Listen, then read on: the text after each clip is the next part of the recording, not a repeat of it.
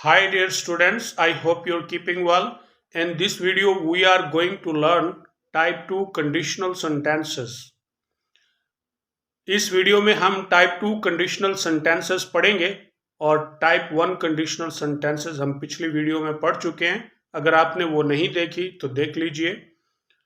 Conditional type 2 की अब हम बात करते हैं।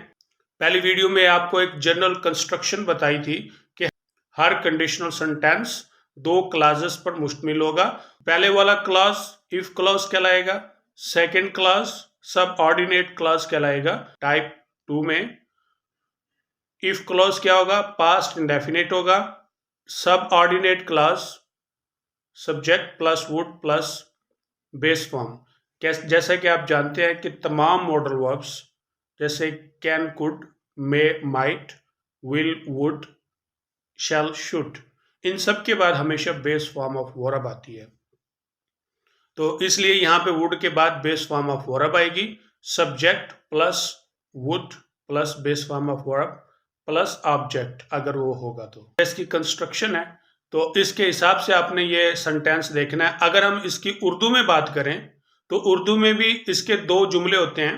पहले जुमले को शर्तिया जुमला कहते हैं और दूसरे जुमले को जवाबी जुमला या जुमला सिला भी कहते हैं। अगर उर्दू में देखेंगे तो इसमें पहला जुमला जो शर्तिया जुमला है वो तो पास्ट इंडेफिनेट में होगा और उर्दू के अंदर पास्ट इंडेफिनेट की पहचान ये होती है कि फिक्रे के आखिर में अलिफ छोटी ए बड़ी ए वगैरह आता है।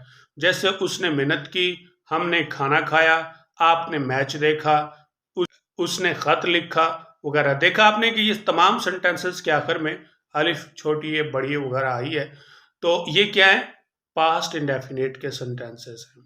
तो शर्तिया जुमला क्या होगा? पास्ट इंडेफिनेट होगा। जो जवाबी जुमला या जुमला सिला जो होगा वो क्या होगा? वो फ्यूचर होगा जिसमें गा गी वगैरह आता है। जैसे अगर उसने मेहनत की तो पास हो जाएगा। देखिए पहला जो शर्तिया जुमला है वो क्या है? वो पास्ट इंडेफिनेट है। अगर उसने मेहनत की, छोटी आई है, तो उसने मेहनत की तो क्या होगा? वो पास हो जाएगा। तो होगा गा है, फ्यूचर है। इफ ही वर्कड हार्ड, अगर उसने मेहनत की तो पास हो जाएगा। ही वुड पास।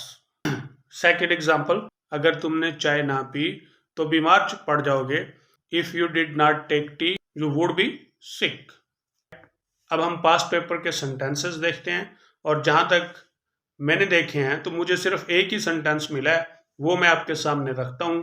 वो सेंटेंस है if he worked hard he would have passed. आपने देखा कि पहला जो इफ क्लॉज है, इफ ही वर्कड हार्ड, अगर उसने मेहनत की, पास्ट इंडेफिनिट क्या है? पास्ट इंडेफिनिट है। ये वाला हिस्सा तो ठीक है।